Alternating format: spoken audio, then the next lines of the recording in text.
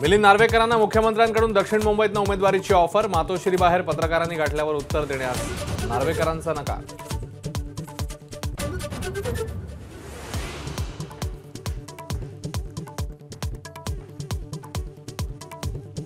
जय भवानी शब्दावरून निवडणूक आयोगाने पाठवलेली नोटीस उद्धव ठाकरेंनी धुडकावली।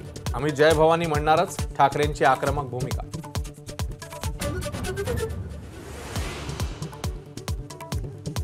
देवेंद्र फडणवीसांना आधी देशाचं गृहमंत्री आणि मग पंतप्रधान व्हायचं होतं, संजय राऊत यांचा मोठा दावा।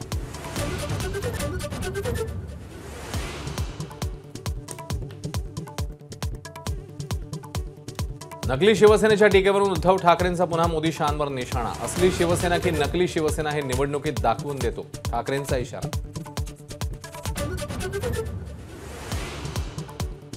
बुलढाण्यातल्या सभेतनं जेपी नड्डांची ठाकरे आणि पवारांवर टीका। उद्धव ठाकरे सुप्रिया सुळे परिवारवादी पार्टीचे, फक्त आपला परिवार वाचवण्यात गुंतलेत, नड्डा यांची घणाघाती टीका।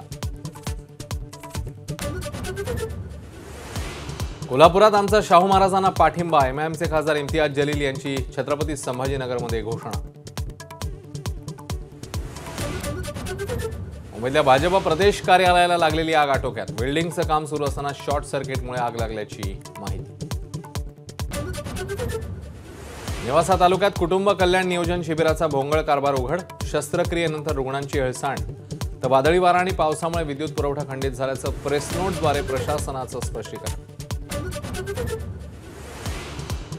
माझ्या 16,000 कोटींच्या मालमत्ता पुण्यातील 4 बिल्डरांनी अवघ्या 826 कोटींना विकत घेतल्या। एबीपी माझाला दिलेल्या एक्सक्लुझिव्ह मुलाखतीत डीएस कुलकर्णींचा गौप्यस्फोट। छत्रपती संभाजीनगरचे बैजू पाटील जागतिक छायाचित्र स्पर्धेमध्ये अव्वल। आगीमधून कीटक टिपणाऱ्या पक्षाच्या फोटोमुळे बैजू पाटलांना उत्कृष्ट छायाचित्रकार पुरस्कार।